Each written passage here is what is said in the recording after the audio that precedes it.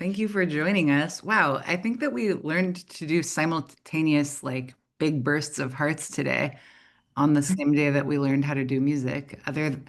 Maybe just the crowd is going wild, though. I'm not sure. In any case, yeah, that's fun. That's very hype. I like that. Hi, everybody. We're so happy to have you here with us today for Abortion Academy. My name is Amelia Bono, and I use she, her pronouns. I'm the executive director of Shout Your Abortion. SYA is a nationwide organization working to normalize abortion and elevate paths to access, regardless of legality. We make resources, campaigns, and media intended to arm existing activists, create new ones, and foster collective participation in abortion access all over the country and the world. Every time I read this, I'm like, is it time to change our mission statement and be like, worldwide, bitches? It just might be. And this conversation is evidence of that. So, if you're not familiar, Abortion Academy is a monthly webinar series where one of our brilliant colleagues takes a deeper dive into their area of expertise or just sort of shares their work with us. These sessions are for anyone who is looking to deepen their knowledge, connect dots between issues happening at the regional, national, and international levels, or just get some fresh ideas to take back into your community. Um, we also have, so this is one of our relatively new study abroad series where we pair a US activist with someone who is working on doing abortion work internationally. And today we were supposed to have Simran from Sister Song, of course, Sister Song, the incredible like basically the founding organization of reproductive justice here in the United States, and also the Fuck, Marry, Kill podcast. But Simran is stranded in mid travel and couldn't join us today. So we today have Camila Ochoa Mendoza. And before I introduce Camila, I'll just tell you a couple of like housekeeping things up top. So, audience members will be off camera and muted for security reasons, but you will be able to ask questions in the chat throughout the session. And Camilla is going to be talking to us. We're going to be talking, the SYA team, Erin and I will be chatting with Camilla for probably about 30 minutes. And then we will have a Q&A, although you can ask a question at any point and we'll try and like feed it into our conversation. And we also have live Spanish translation available. Shout out Diana. So if you want to do that, you go down to your Zoom bar on the right-hand side, click the globe that says interpretation, and then you can just select the language you'd like to listen in.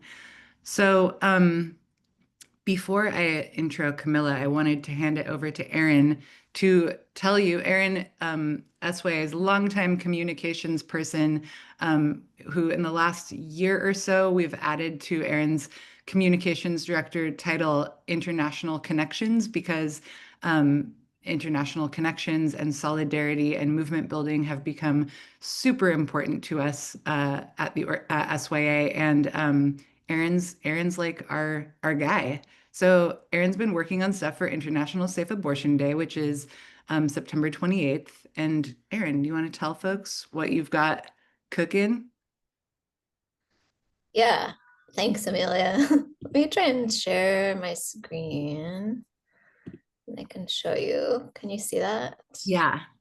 Okay, so I want to show you this poster series that we made. And if you just go to Shout Your Abortion and click the tools section, you'll see tons of posters, zines, all kinds of like crafting patterns. But these are the International Safe Abortion Day posters that we originally made with an artist based in Mexico City. Her name is Mar Lorenzo. And she made one for us and Las Libres for March 8th, International Women's Day. And then we decided, what if we made a whole series of them for International Safe Abortion Day? So we picked a few organizations and highlighted them and then made all these posters, and they're so pretty. You can download these for free. All these organizations are going to be putting up their posters all over the world. And then we also have activists in the US putting up the full series all over the US. So it's really about like international solidarity, culture change. And we'll have these on our website for quite a while, so you don't have to do them by Sunday or anything. But they're here and they're free. And Mara also made us this version of a green bandana, which features like safe at home abortion. And she just really took the ball and ran with it. She's like, okay. And she put like pots of tea, hot water bottles, a cat. And we're doing a promotion right now where you can use this bandana or you can use any green bandana you have at home and take a picture of your pet or your like stuffed animal, and we will feature them on our website like this. So you can email those to me at erin@shoutyourabortion.com, or you can just tag us on Instagram. So International Safe Abortion Day is like not that well known in the US yet. I'm going to stop sharing. So part of this is really to like let people know in the US like that September 28th is a huge thing globally, and we want to like make it more known here. Yeah, so check all that stuff out. It's all on shoutyourabortion.com. It's so beautiful. Those posters came out so good, and it's so cool to see it just in all of these languages I don't understand.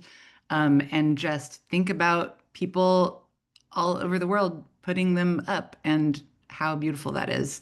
And I'm also so excited about our first cat collab because here at SYA, we're a bunch of cat ladies, and Erin was late to the game, but she's making up for lost time.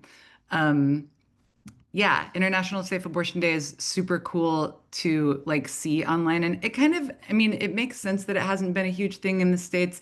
One, because we have our heads up our asses, but two, because we are new to like this level of abortion restriction. And I think that like especially in Latin America, like movements wanting to highlight like the importance of safe and legal abortion in order to push for legislative change. It like makes a lot of sense that that's the way it started. Um, and yeah, I want to now introduce our illustrious guest. Camila Ochoa Mendoza is a culturally confused Venezuelan living in Sweden, where she works as an abortion doula and reproductive justice activist and researcher. Camilla created and produces the podcast Abortion with Love. Abortion with Love is a love letter to the abortion community, a call for action to those who never considered the role that abortion plays in their lives, and a dream towards a world where abortion is celebrated and where people who have abortions are cared for and loved. Camilla has an MSc, which I'm not sure what that is. Is that the wrong letter? Is it supposed to be MSW? I mean, it's a master's of science. It's Okay. written, but I don't know why. Okay. Okay. A Master's of Science in Global Studies from Gothenburg University in Sweden, and has studied post-colonial feminism, queer theory, and critical race studies at Utrecht University, Pontificia Universidad Católica del Perú, and Gothenburg University.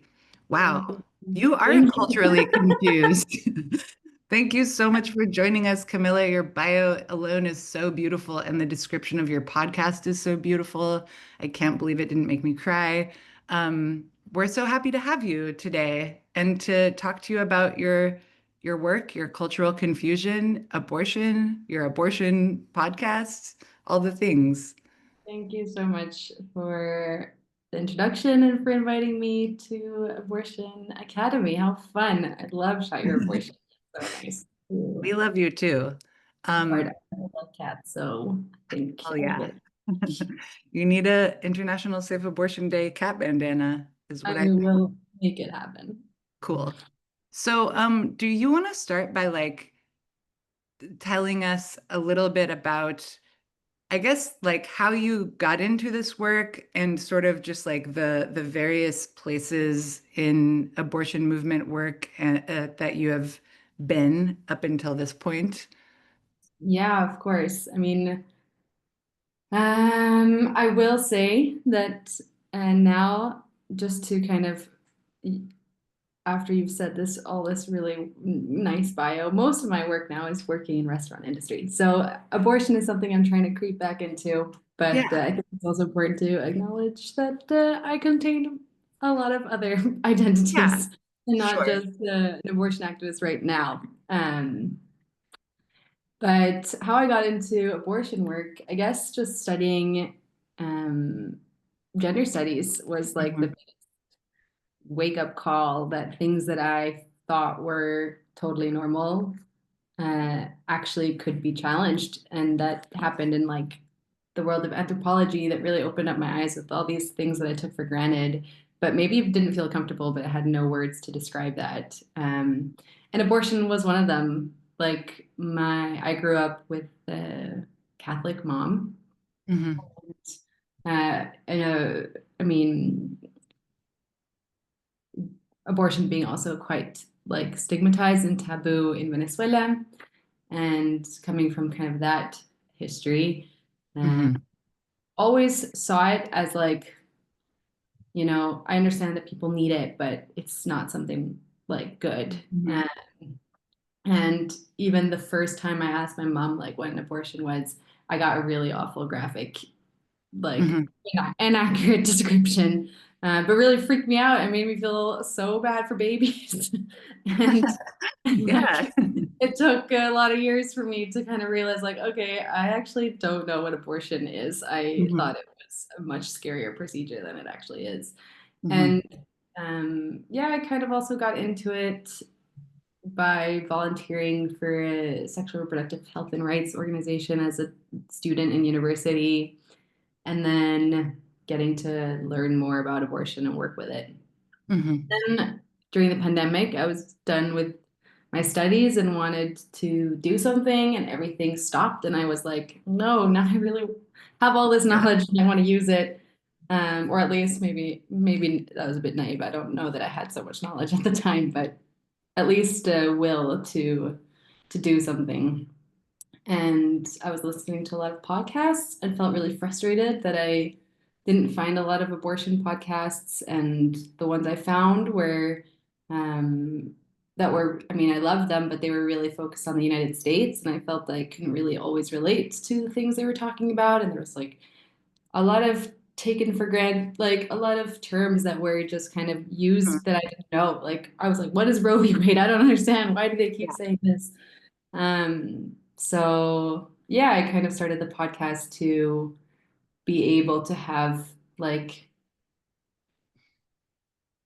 conversations with people. That was like the most simple answer to the question, is that I just Yeah. wanted to talk to people about abortion in a time where I felt really isolated and Mhm, wanting to like felt a big lack of community, and really wanted to just have conversations um, mhm. where we didn't have to discuss whether abortion should be a right or not, but just Yeah. kind of take it for granted that people have abortions and Mhm, that it's not something to be debated. And mhm. what kind of space are we allowing ourselves to then like, or what space can we create when that's already not Yeah, topic?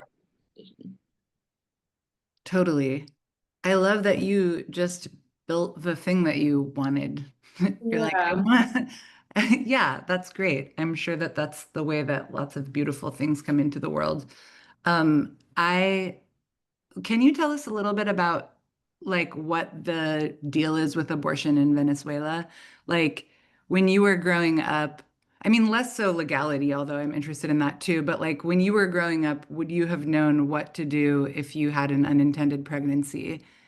Yeah, Um, I will already stop you there. So this is the first part of my bio with being culturally confused, which I have to give credit to my friend Hannah Kay, if uh-huh. she's out there listening. She came up with this phrase. She has a very similar history to me, in which we were born from places we've never lived. We were born in places where we've never lived. Oh, I And see. Okay. so I've never lived in Venezuela. So I don't Okay. know. Actually, I think from the information I do know that abortions happen. I Hmm. also have an uncle who's really uh, pragmatic and doesn't couldn't care less if abortion was legal or not, and he's a doctor, and he would probably help me if I needed abortion pills. Hmm. But I don't. I think that's probably a privilege that not a lot of people would have. Although I will say that I think in practice, abortion is more normalized than it is in discourse. Yeah. Um, like people would never admit to Right. abortion, and it's very taboo. But I think with how much kind of privatized healthcare, like not um, less bureaucratic and convoluted ways of getting healthcare means that people who need something might be able to Yeah. just like buy their way to get it, Right. or um, find a friend who's willing to help them out or Mhm. something like that. I grew up in China where abortion was so accessible because of the one-child policy. Right. Uh, so that also is kind of what informed a really Oh, complicated yeah, totally. uh, idea of what abortion was, where like many of my friends' parents or mothers have had so many abortions Right. because you're only allowed one kid, Hmm. which is another part of reproductive justice that's really important to talk about. And it's kind of both sides of the same coin. I also studied cultural anthropology, and I mean, I was like obsessed with abortion before that, but that was kind of when it really was like I gotta figure out a way into this. And I remember learning about the one-child policy and about sex selective abortion, and I assume that as like a rabid feminist, growing up in a country where there is essentially like gender specific like state, there's state, it's, would you say it's reproductive coercion from the state? I mean, like, I don't actually know what happens when people have more than one kid. You have And to pay a lot of money. I mean, they yeah, wouldn't like, I don't think they would go as far as to um, like infanticide, right. but I do think a lot of kids get put up for adoption. Yeah. Otherwise, you would have to pay a fine of having another kid, which I don't know what the fine is, but I think it's a lot of money, more money than the majority of the population would be even able to afford. Yeah.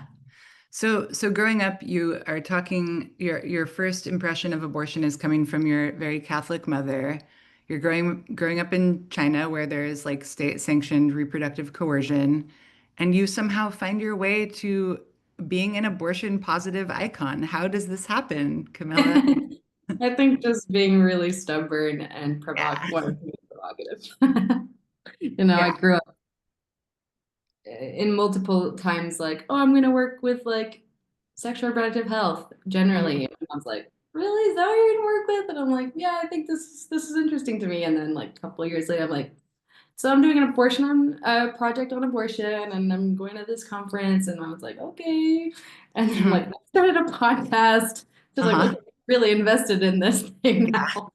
And yeah, it was conflictuous, but maybe it has something to do with that. Does she believe at this point that you're doing more than just like trying to make your parents mad? Yes, I think so. And Yeah, there's actually a episode on the podcast where I talked to my mom I about saw that. That's um, amazing. so she is a abortion supporter now. I don't know how she would feel about me saying that publicly, but Well, she is very much an abortion supporter now, and she that's sends me incredible. like the articles and is like, "You'll be so happy to hear that abortion got like legalized here." Hell yes. Yeah. So tell us a little bit about like the content of the podcast. Well, it's a big mix. I would say around half of them might be stories from people, and those are really special because those are not episodes I seek out. Those are people who seek me out, and want to share. Mhm. And I think that creates, I feel more like I never, when I started the podcast, I really didn't think I was going to include any abortion stories, mostly because there's already a beautiful podcast called Abortion Diaries, which is full Mhm. of. Yeah. Um, so I didn't feel like I needed to do that. But Hmm. I realized people really want to share their stories, and it felt like a really nice offering, if I could Yeah, totally. even call it that. But it was like, yeah, thank you so much. And yes, of course, you need a space to do this. If it's us, if it's purely for the sense of wanting to process something out loud, or Mhm. kind of honor your abortion experience by like making it public, or whether it's to share it so someone else might not feel so alone in their experience. Yeah. So yeah, those are on there. And then there's people who I seek out because I think they're really clever and cool and want to talk to them. Where they might be abortion activists, they might be musicians who've like created music around abortion. It might be, writers who've written about abortion. And I'm very excited that very soon there will also be a section which will be kind of like a book club on the podcast, which will be me and a friend discussing books that have like abortion in their narrative. So it's kind of like a free for all Hmm. place. Abortion is just like talked about as any topic of conversation would be. Yeah. Imagine that. Imagine that. Um, the what you were saying about people sharing their stories and calling that an offering, I feel like one of the most sort of like um, innocuous but really powerful things that like people have said to me a lot over the years, especially if I'm just like, this will usually happen if I'm like in a coffee shop, like wearing a abortion shirt, which is like me every day, and oftentimes it's someone who's like a little bit older, and someone will come up and sort of just like find their way into like telling me their story. And oftentimes people are just like, I never knew that anyone would ever care or like want to hear this.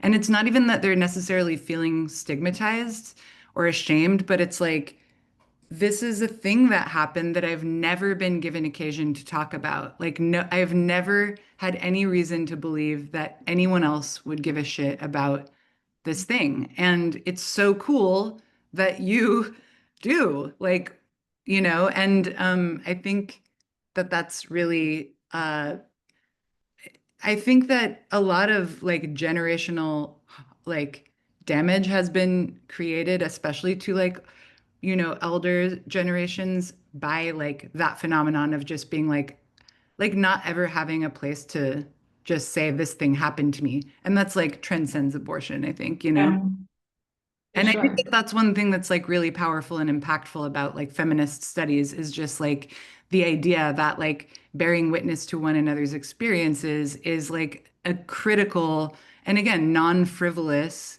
like part of creating change. Yeah. Yeah, I would say like one of my favorite things about starting the podcast is as soon as I made it really public that I work and talk about abortion all the time, people found permission to share their Yeah. stories in that. And like it is on the one hand very sad that they even felt the need to like Yeah. get permission to share something so meaningful, but or not meaningful, like just Yeah. like anything else in life. Just share a thing that happened. But at the same time, it was beautiful that all these like friends from my childhood or like family Yeah. members or like I don't know, an old colleague who I haven't talked to in 6 years are like, oh, I had an abortion. Like, this is Yeah. really cool. I never see people talk about this. And yeah, it's beautiful. It's beautiful. It never gets old to me. It's always feels really like a very special like portal opens and it's just sort of it's like an honor to be able to provide that, Yeah. people. Thanks. Yeah. Um, Jex has a question in the chat. Uh, Camilla, you've lived so many different places. I'm curious what common perspectives and reactions on abortion are shared across different cultural contexts, both positive or negative. That's a great question, Jex. I'm going to pop up and grab my headphones really quick while you. I guess you said while I answer, but it got cut off right there. So I'm gonna answer without Amelia listening. Um, yeah, I wish I had something profound to say, but I actually think like uh the most common thing is this thing of like that it's not really shareable. That it's not something that you either because it's taboo or because it's too personal or because you just wouldn't know in which context it's appropriate to speak about something like that. Um, The other is that there's always like the negative thing, or that one also is negative, but um, I would say in the oh maybe I lost my train of thought now. I was gonna say like something along the lines of there's always like a but. I mean, it doesn't matter where you are, even in China where like abortion is so accessible, there's still all these like buts that are shaming like people for the decisions they make. Um, no matter how normal it is to have an abortion, then it's like stigmatized that they decided to like have a girl instead of a boy. I don't know. Like there's Or like it requires some justification right. kind of thing. Yeah. Exactly. Or there's like stigma around the use of contraceptives, like and whether you did use or didn't use contraceptives. Um, Yeah. I would say the most common reactions is that the sense of solidarity that comes with Hmm. speaking about abortion. And like that has felt, at least, I mean, I won't say universal because I have not lived everywhere in the world, but I will say that's very common is that there's a bond that gets created like between people who have abortions and um, no matter how normalized or how like not normalized it is, there's this kind of sense of like, oh yeah, I went through that. Like, good job. Yeah. What do you have? So I was going to say, what do you have in store for the podcast? You said the book club is like an exciting new step. Yeah. Do you have other like anything to tell people about like people that you're going to talk to or like things you want to explore specifically? Well, for those close listeners of the podcast will know that it's been quite much on hiatus for the last couple of years. I've been releasing episodes as I've just been able to, and I Yeah. think this one was like a year and a half ago or something like that. So I'm really excited just to launch it again, give it a Hmm. little revamp, and I have a few episodes that I never got to release that I want to release. I just get a little bit more bold with what I'm talking about. Like there's certain topics that I've felt a bit, yeah, like I don't know that maybe it's not my place to speak about, or maybe I don't I mean, maybe I don't know enough about the topic to feel confident talking about it. And I think that's kind of also this learning process around doing this. It's like just because I have a Hmm. podcast doesn't make me like the world's most knowledgeable person on abortion, but it's like a space for me to also make mistakes. And I think Yeah. I listened to old episodes from the start. I'm like, oh, I actually didn't know you weren't supposed to say this. I remember I Hmm. released like the second episode I made was around in clinic abortions and like vacuum aspiration. And at the time, I called them surgical abortions. And it Hmm. was only like a year or two later that somebody or that I read somewhere like we don't use surgical abortion because it's a little bit um, misinformed. I mean, it's not a surgery, da da da da. And I'm like, actually, that's valid. And I didn't know that. And instead of like deleting the episode, which is what I think Yeah. that past version of me would have done out of fear of like offending someone or getting called out, I was like, yeah, I'm just like gonna edit it a little bit to just inform people like this Yeah. this is the language I used at the time. I didn't know better. Now I know better and I'm like learning from it. So Yeah. I think that kind of spirit is what I'm trying to go forward with. And yeah, the book club I'm very excited about, and I'm hoping also to just get a little community going of readers, maybe even Hmm. films and things like that as well.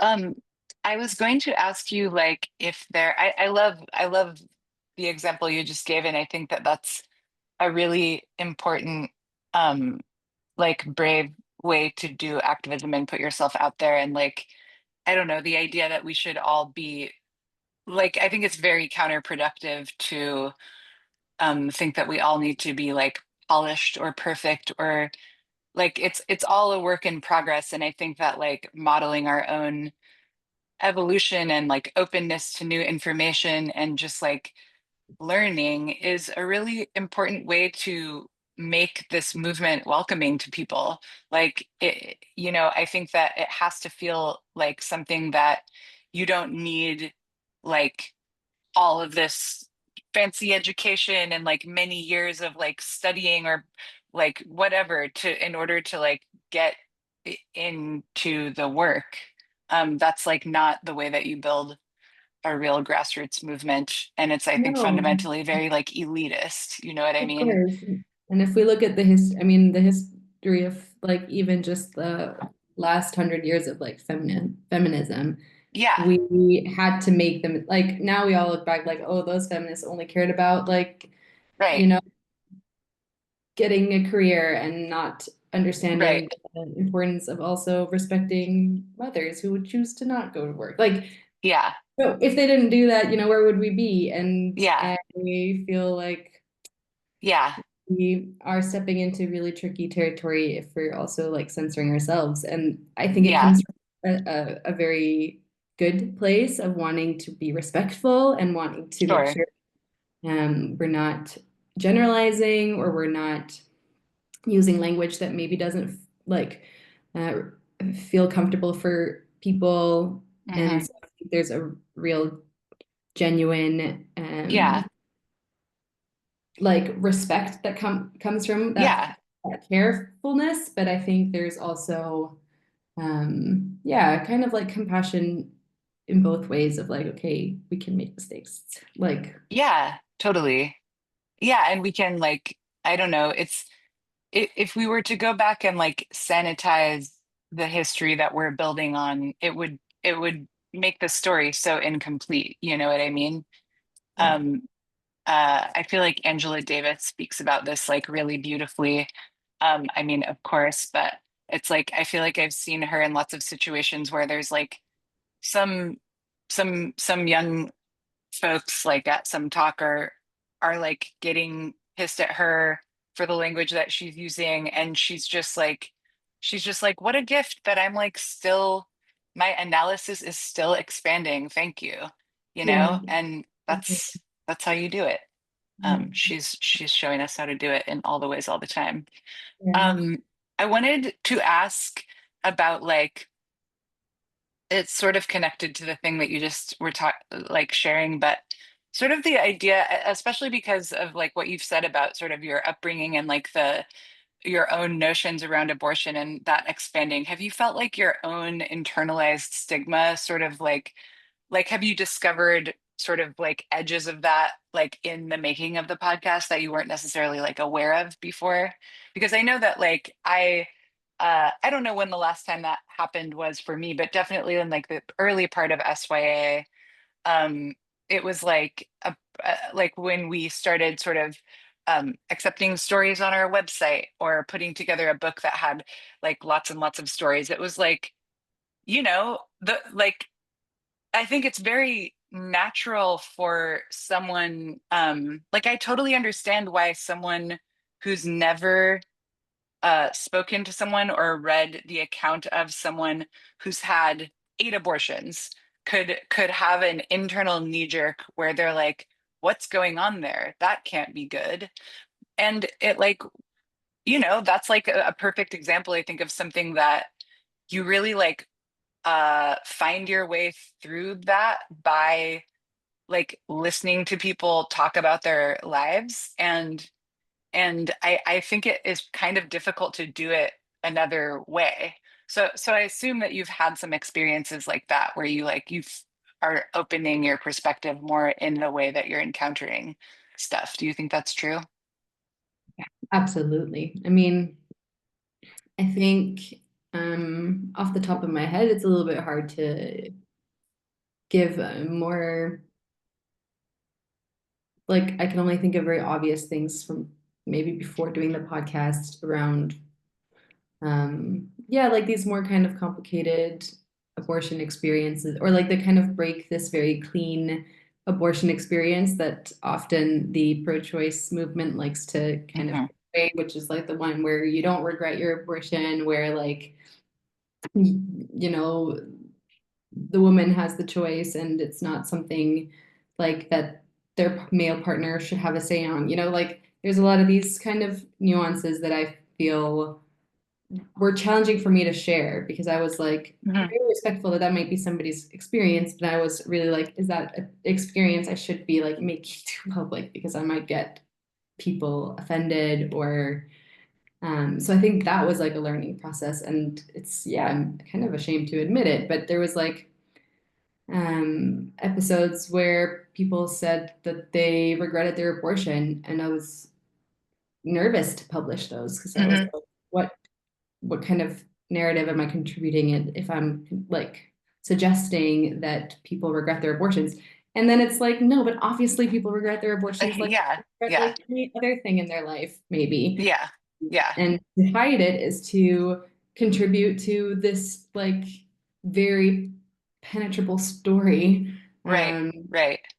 which is false and doesn't help our case, because as Yeah. soon as we lie, or not lie, but like cherry coat Yeah. a story, we're essentially saying that these things that are on the outside are not Yeah. like Exactly. good or not valid or should be shushed, and that's exactly what we're fighting against. So Yes. yeah, I think a friend was like, during this process, her story is not on the podcast, but she shared an experience where she wanted an abortion, but her partner really didn't want the abortion. And she wanted to talk to me about it, just to have support. And I found myself challenged by that, because I was like, why should it matter what he thinks? And then it's like, yeah, they're married, they have 2 kids already. Like, of course, this is his child as well. And of course, she has the final say, and I will always support whatever she wants. But if what she wants support on is her navigating making a decision that prioritizes her partner's needs, that is something I have to support, because that's what she's asking me to support. Yeah. Um, Yeah. and it's this kind of thing of like, the person who's having the pregnancy is the one who ultimately gets to Yeah. decide how, there, and like, I think this kind of complicated story is the stories that we need to be really Yeah. focusing on. Yes. Totally. I really just appreciate like your vulnerability in um, sharing like your evolution with stuff. I think it's really cool. Um, and and yeah, I think, everything that you're saying, um, this is part of like the shift that I think we have seen over the last however many years. Like people I used to hear so often, and obviously like with anything, it's like there are still countless people that feel this way. There are still countless people who have never like encountered abortion positivity in their lives. But I think that like I used to feel like every sort of like self-defined feminist who I spoke to felt like would have some form of um worrying if their story was sort of politically strategic to share or not. Like, especially if it was like a bad experience, if it was a bad provider, if it was something that they felt emotionally fucked up about, like they did something wrong, if they felt like they may have taken a life, if they ended up feeling regret. These were not things that people felt like there was like space to articulate, you know? And I think that you're totally right. It's like the reason that people felt that way is because like so many sort of like cultural producers and movement orgs and like politicians contributed to this sort of like group sanitation process of like only sharing the convenient stories and the tragic stories and the whatever, and like we just like played into the hand, Yeah. of the other side. And you're totally right. It's like the moment that moment that you sort of start justifying, you kind of undermine the validity of the one over here. And I think that like I have felt that change. Like I have felt people sort of speak about their less convenient or good abortion stories, like good by movement standards, like in a more free way, and sort of like with more comfort that like all of this shit is valid, like we like and ultimately that like um sort of constraining or like censoring our own stories is like that's just like another way that we're denied the ability to like define our own experiences. Yeah. And like it doesn't work, you know, because it is like playing into the ops whole thing.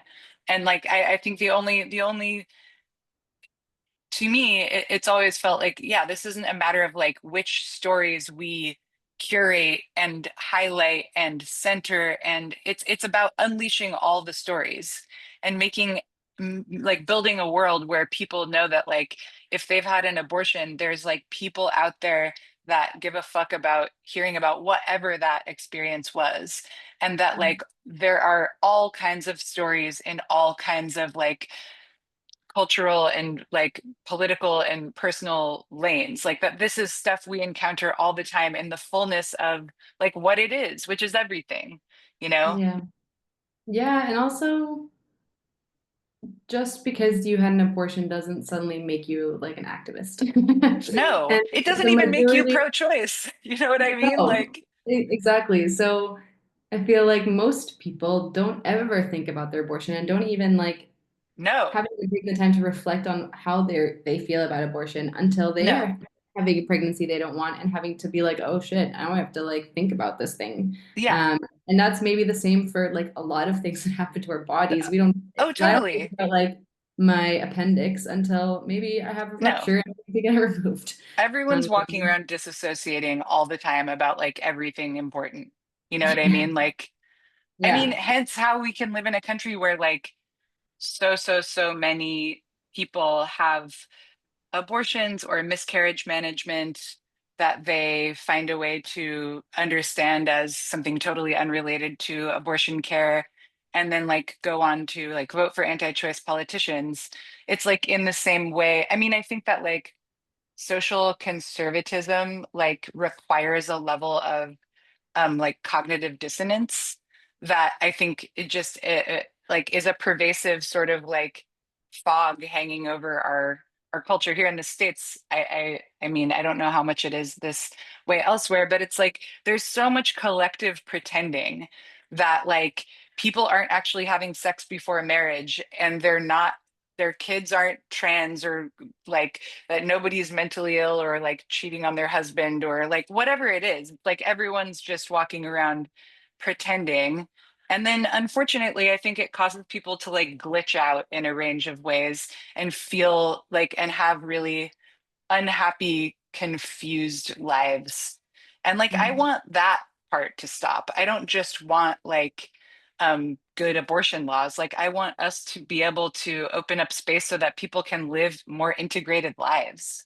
You know what yeah, I mean? And know that they don't have to conceal parts of themselves in order to be loved by other people, you know? right. Yeah, yeah. And I feel like I'm just blabbing over here. oh, Erin, do that you was have perfect. I could have It's said. been really lovely to talk to you. I don't know if folks in the chat have questions. I don't know if Erin, you have questions or comments. Yeah, I totally do. If people have questions, you can put them in the Q&A. Yeah, I have a bunch of questions, but I'll narrow it down. I kind of want to talk about like the podcast and why you decided to make a podcast. I mean, one thing I really like about this is just like Amelia said, you really wanted to hear something and so you made it yourself.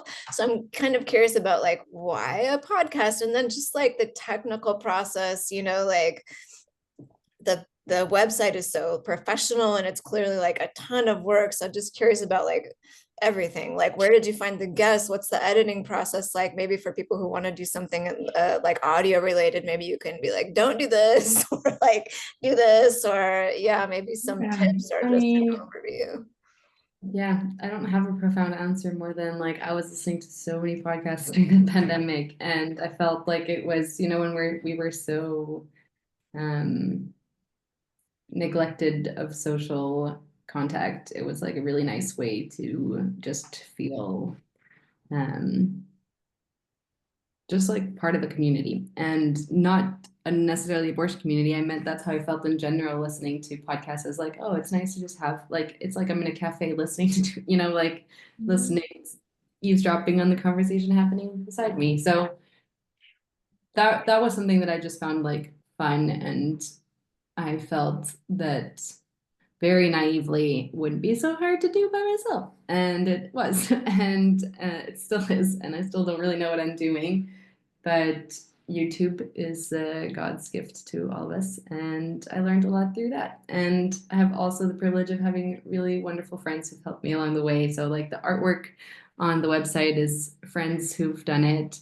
I have like really wanted the podcast as much as it's kind of a one-man show, one-woman show. It's also I really wanted to collaborate with people. So I've had just kind of like meeting people and talking about it and being like, okay, this is cool. Why don't you come and do this on the podcast? And um, yeah, so it's a collaborative effort. I will say you really don't need so much. I mean, invest in a microphone maybe, and that's about it. So I think Yeah. that's why I did it, because anything else would have maybe required a lot of movement that I wasn't uh, able to do during the pandemic. Yeah, I mean, I really love like the breadth of people that you talk to and storytelling versus like people who are like running organizations or entire like activist movements. That's when I really started to get into it. Like, whoa, she's like going all across the like. How did you meet all these people? Like how did you get them to be guests on the podcast? Yeah, I think that's also like I consume a lot of media. I like and every time I found someone kind of interesting, I would just write to them and be like, would you like to be on the podcast? And most times people are really happy to do it. So I think, just being in spaces like Inroads, for those of you who don't know, big network of international abortion activists, like just signing up to talks there or like following Instagram accounts.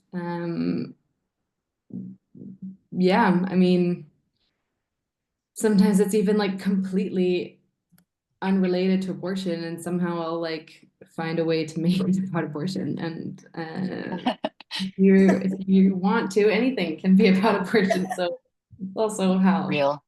Um, yeah, I did a doula course, met really cool people through that. So it's been really fun to, and I think actually the best conversations are those that happen with like friends. So there's an episode about abortion heartbreak or like activist heartbreak. And it comes from a conversation I had with a friend who's an abortion activist in Mexico. And we were talking about how being an activist is having your heart broken all the time and like mending it, and like, why community care is so important, because we are all having such emotional experiences with this work. And I was like, this was a really cool conversation. You got left me thinking, would you mind having this conversation again publicly? And so, yeah, the same with the book club. Like I've recorded a couple episodes, and the person I'm talking to has nothing to do with abortion. She just loves books, and it's even more fun to talk to her because I'm so like, I don't even see some things that she sees because she doesn't think about abortion every day. Mm. I think something that's like super cool about what you did and what about like individuals can do is it's really different listening to this podcast from somebody who's just like, well, I'm interested in this and I'm interested in this. And it's not like you're an organization and you're like, you have to talk to like the board of directors and like be like, is it okay for me to say this? And kind of have like a mission, which, has its place as well. But I mean, that's what I'm like really drawn to is like this person's like super interested in all these different topics, and it makes it like more humanized maybe, than some of the like reproductive rights For sure. podcasts, you I know? feel like that's the kind of best thing is I don't have any limits in what I can speak about. And um, here, for example, in Sweden, sex work is really stigmatized. I mean, there's like a lot of regulations around sex work that I don't agree with. And I've thought about like if I were to, participate in a more structured like space, like an organization based here, I probably wouldn't be allowed to talk about sex work on the podcast, or like, you know, it's very nice to not have uh, an agenda on like what I can and can't speak about, when can I like when I have to publish, and there's a lot of freedom that comes with that, which is like, yeah, if I want to just do this, I'm going to use the platform to do it, and there's a lot of freedom that I enjoy. It also means that he's nobody telling me to publish, and that's why I don't have an episode in 1.5 Yeah, there's pros and cons. I'm curious. We have a couple questions in the Q&A, but since you just talked about Sweden, that was my other question. If you can give like an overview of like what's the vibe like with abortion stigma in Sweden, because we're seeing so much of the things that were really successful with anti-abortion in the US really getting like exported overseas. And I'm just curious what that looks like in Sweden particularly. Yeah. Also maybe a bit like maybe I'm not the best person to talk about it as a non-Swede and someone who's not so integrated in the abortion movement here. But I would say in general, it's a very accepted part of healthcare, which is very nice, but it also means that there's things like self-managed abortion that are kind of stigmatized. And the idea that maybe the state shouldn't have a say on like where and when we can have our abortions is really taboo. So there's kind of interesting contrasts there where like everyone is on principle very supportive of abortion, but then when you get to the like nuances around it, people have a lot of um yeah, they haven't really been maybe not, I can't say that they haven't been challenged, but there's like, you know, this is the way we think about abortion, and we're all pro-choice, and this is our stance, and kind of trying to find the loopholes in that makes people sometimes you can see where the stigma is. Um, because there's no country that doesn't have abortion stigma, and abortion is really accessible here, which is great. But also I had an abortion and had really hard time finding post-abortion care. And when I went to clinics to suggest that I wanted to like just give out my number in case people needed abortion support, they looked at me like I was crazy, because they believe that abortion is like something that solely exists in healthcare, and therefore it's so lost, like so not a kind of community practice and a care practice outside of the hospital system. So I think there is, yeah, it's kind of a very interesting setting to look at abortion, because it's at least in my generation of people in the circles I surround myself, it's so not a political discussion, because everyone's so used to abortion being legal and accessible for like over 50 years, and it's not really a question. But then when you look at the abortion care, when you look at like people still find it hard to talk about abortions. And there's not a lot of infrastructure in terms of like later care, right? People mostly will have to go to the UK if they need like care after 20 weeks, right? Yeah, I mean, I think it depends on the situation. Like there is still abortion access after like 20, 24 weeks, but it's very limited, and um, yeah. Yeah. We have some more questions for you in the chat. Were you done, Erin, with your questions for Camilla? Yeah, I mean, I have tons more, but I'll stop. Yeah. Okay. So, one person asked which books or movies with an abortion storyline would you recommend? And I also want to ask if you've heard of the Abortion Book Club out of London. Yeah. Yeah. So the abortion book club I was part of, and I Oh, loved it. cool. I've been out of it's not been running. The two people who run it are academics in London, Uh-huh. and Yeah. Rashida and Joe. exactly, really, really smart people, very, very busy people. So I think it's maybe why it's not been running. And that's where I got the idea to do it. Cool.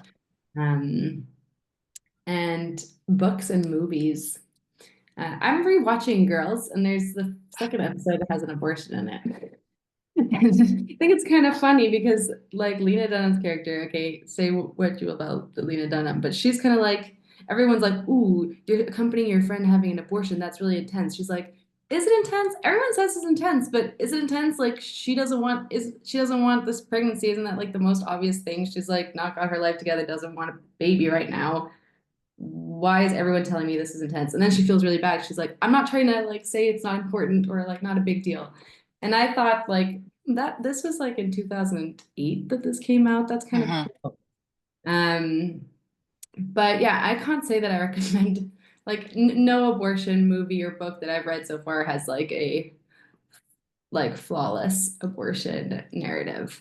I would say there's like um a really beautiful book called The Happening. It's Annie Ernaux's memoir on her abortion, which I think is really beautiful and really sets you to a time when like abortion was really hard to access in France, and she has to navigate these kind of back alley abortion scenarios.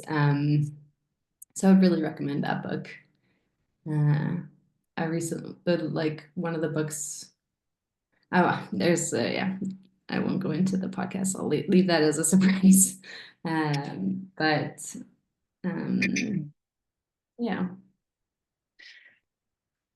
Uh, okay, another question is, which countries would you say are the best places to get an abortion and the worst? That feels like a really hard question to me. yeah, it's a very hard question. The best. Okay, I'm giving like the first answer that comes into my head. But I would say maybe the best is like a country like many in South America and in Asia where you can access abortion care or abortion pills over the counter. So like Hmm. maybe not we can exclude the countries where abortion is really criminalized because if you get caught, that's a problem. But like a country like Mexico, you can Hmm. buy your pills over the counter, or you can go to a healthcare provider. You can decide for yourself when and how and with who you have your abortion. I would say that's maybe the best scenario. There's even like activists who have created these safe homes for people who maybe don't feel comfortable having their abortion in their own home so that they can go and sleep there and be taken care of. And yeah, maybe the best place is just still in my imagination where you have these very luxurious free spas and there's someone giving you a massage while you have your abortion. Well, let's build that world that we want to live in, you know? No, I Yeah, love that answer because like I think that um we're sort of always trying to hammer home this point that like SMA and like doula support networks and sort of like accompaniment model, like this shit is not a last resort. Like we fully believe that it is possible for a lot of people to have a better experience having an abortion that way than they might in the medical system.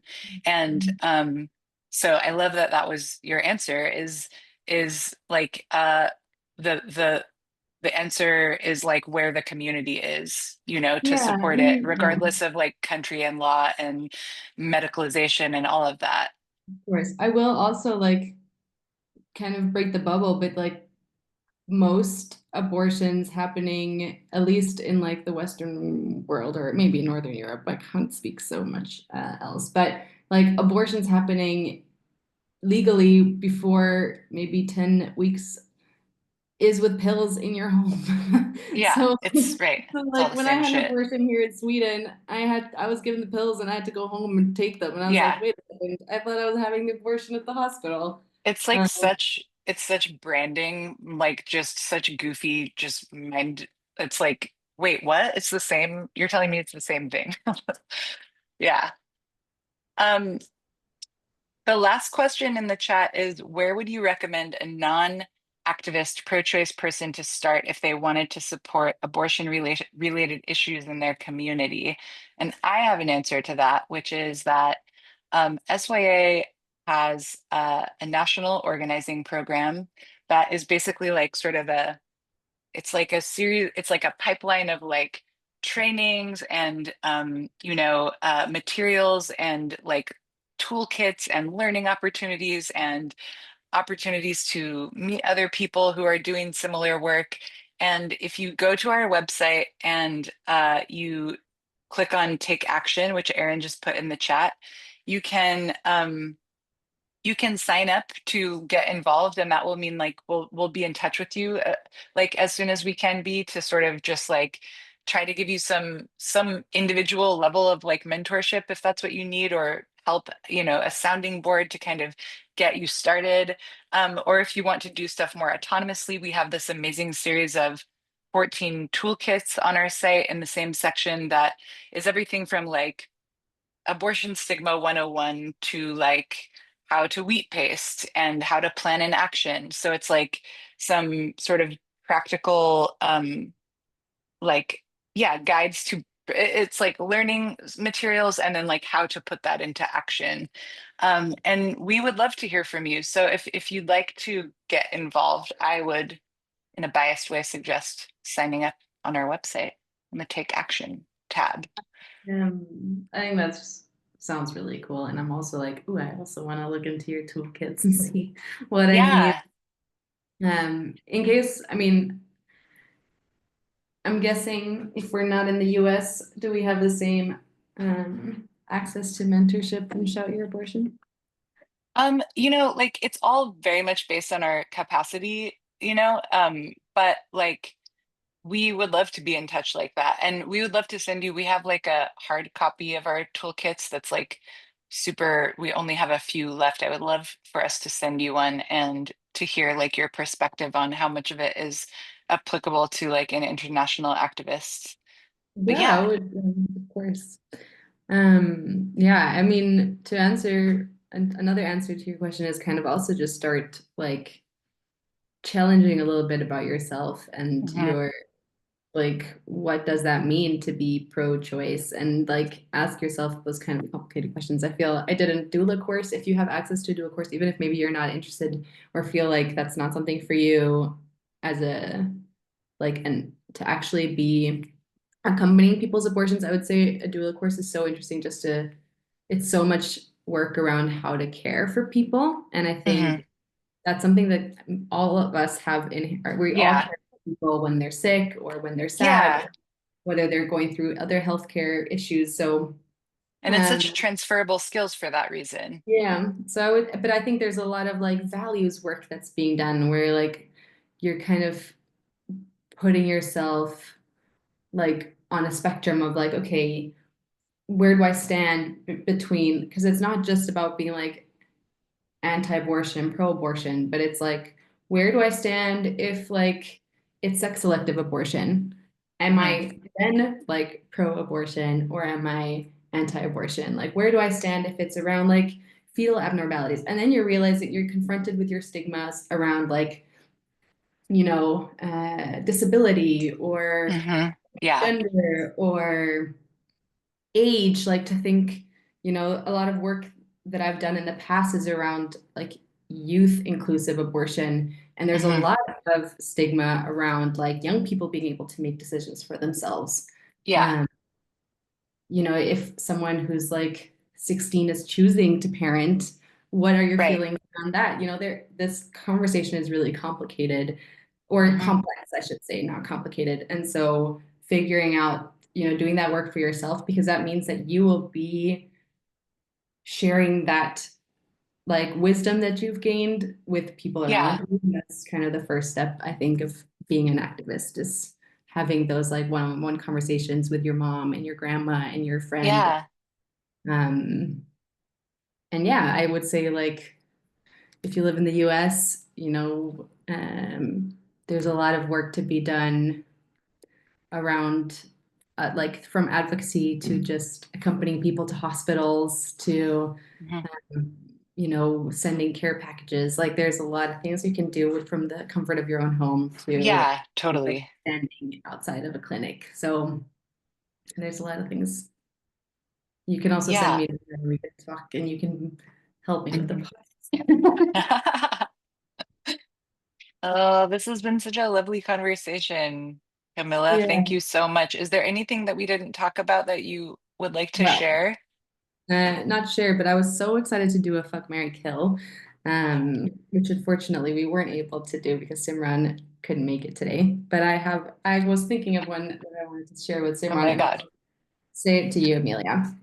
Okay. So one uh one of the things I always talk about on the podcast is like I don't really support or I don't really like these lukewarm abortion views where people are like, I Yeah. support abortion, but XYZ. So these are three lukewarm abortion perspectives. Which one would you fuck? Oh, Which one would you marry? And which one would you kill?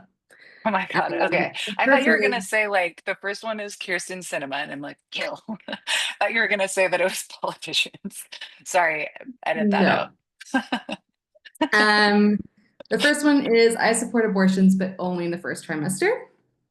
The other one is I support abortions, but only if people have one. As soon as they have like more, I think they're being irresponsible. And the third one is I don't support abortion if you didn't use contraceptive. I mean, kill them all, obviously, in the words of Metallica. No, all I want there to be as many abortions as people want with no qualification, with no limits, with no cost, with no barriers, with no stigma, and with full support of whatever community and sort of like, services they need to have the best experience possible. Fine, I'll give you that. You don't have to choose.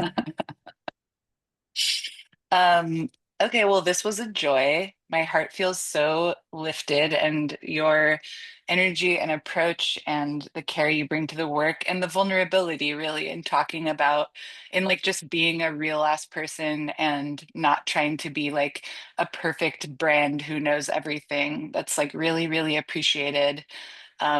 And so, yes, thank you for being the change you want to see in the world, Camilla. It's working. Kids. And I appreciate everyone who came today. Appreciate Shot Your Abortion. You guys are the best. And I got a good got a good kick in my butt to kind of start doing the podcast again. So keep your eyes and ears open. We will. We're ready to stand whenever, but also want you to take all the time you need. Thank you. Thanks, everybody, for coming to another wonderful Abortion Academy. We hope you have a good rest of your week and take care of yourself and find rest and get away from screens if you can and drink a glass of water and pet your cat and take it easy on yourself. Sending love and gratitude to everybody. We'll see you soon. Thanks, everyone. Bye.